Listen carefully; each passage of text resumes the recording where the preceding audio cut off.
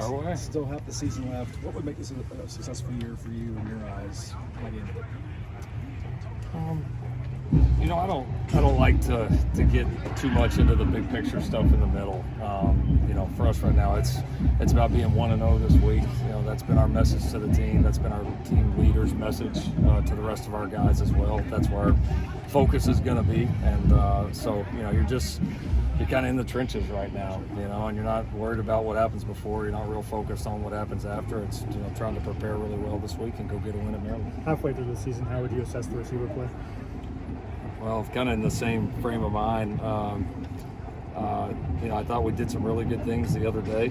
I think we've played some of our better games here as of late, so I think the group has progressed. We still want to continue to get those guys opportunities because we think we've got some really good weapons out there. They've all had some really bright moments.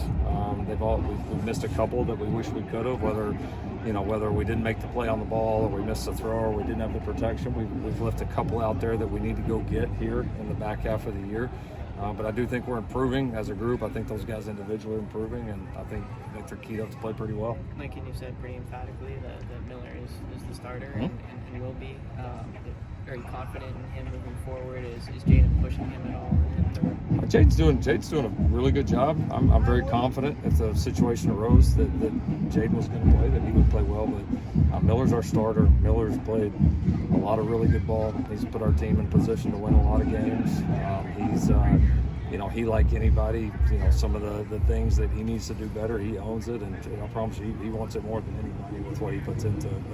But he's our leader. He's our starter. There's zero question about that. What are the things that maybe Miller could do better? Honestly, the biggest thing, he's just, in the last few games, he's just missed a few throws that he rarely misses. And that's really been about it, honestly. His decision making has been good. He's had one or two loose decisions a game, which with the number of things we ask our quarterback to do is you want to get them all, but it's still, he's definitely processing at a very high level. I think he's handled a lot of the different situations that we've been in, because we've been in a lot here in a short amount of time. I think he's done a good job handling them. I think the biggest thing is just settling in and finishing some of these throws, because we've had some stuff there, and he's made some great ones. And honestly, some of the ones the other day, he made some really difficult throws. Some really difficult throws. And so I think settling in and really seeing his accuracy climb, here in the back half, I think will be very important. Do you expect Anthony Lucas to play Saturday?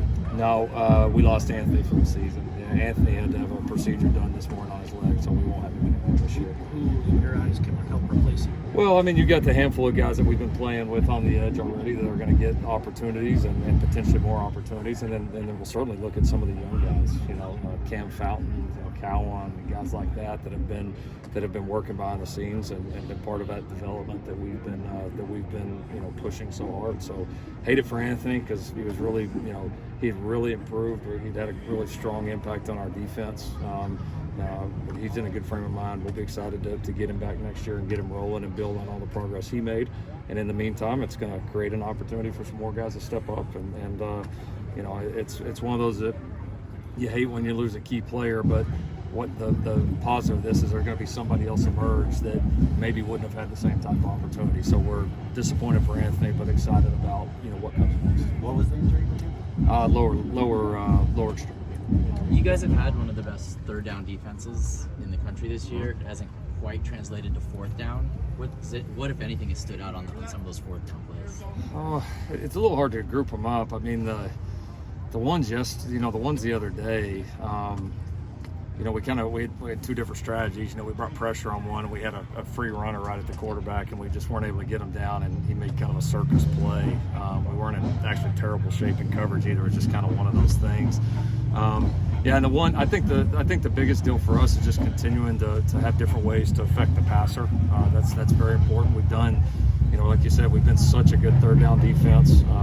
It's definitely been one of the strengths of not just our defense, but our entire team. But when you get those fourth downs like that, where you get a chance to shut the door on somebody, especially two opportunities like that, you got to make one of them. And So we got to be better. We got to continue to affect the passer. And then when we get some of the opportunities in the back end, whether to knock a couple of those balls down, Kamari had a chance on the third down play right before it to pick it off. That would have been an unbelievable play. But those are some of the ones that we have to make to shut the door and close these teams out. Coach, you're 0-2 just on the road in Big Ten games. What do you kind of learn from those experiences in Minnesota and Michigan that you guys can carry on to the game against Maryland? Well, I think each team learns going on the road, how challenging it is and how thin the margins are on the road. And there's gonna be challenges. You're gonna have to deal with the crowds. You got to travel well. You're gonna have tough calls. Like, that's just all part of playing on the road. So we put ourselves in position to win them both. But it all comes down to finishing. I mean, that's the obvious answer, but it's the truth. So hopefully we can learn from those experiences, go play a really clean game on the road, go get some momentum, and really be able to sustain it on all three sides. What's the plan to just kind of overcome? Anthony, that deal room was already pretty thin. When you look at just banged up with Gavin and barely obviously leaving early in the season.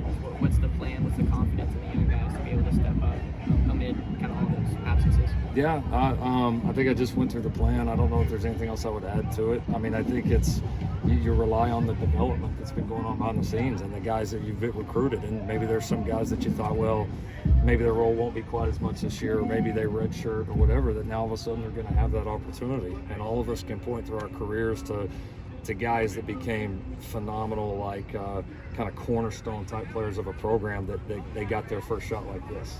And so there's always, anytime you lose a guy, or don't have a guy available, sure, you're disappointed, but then there's always somebody that steps up. It's like the mind thinks, oh, well, there's going to be a void there, like we're going to go out there with 10 players, and it's like, no, somebody else is going to step up and take advantage, and they're going to be better because of it. So, Henny and Sean have been working hard to develop those guys, and now they're going to get their chance.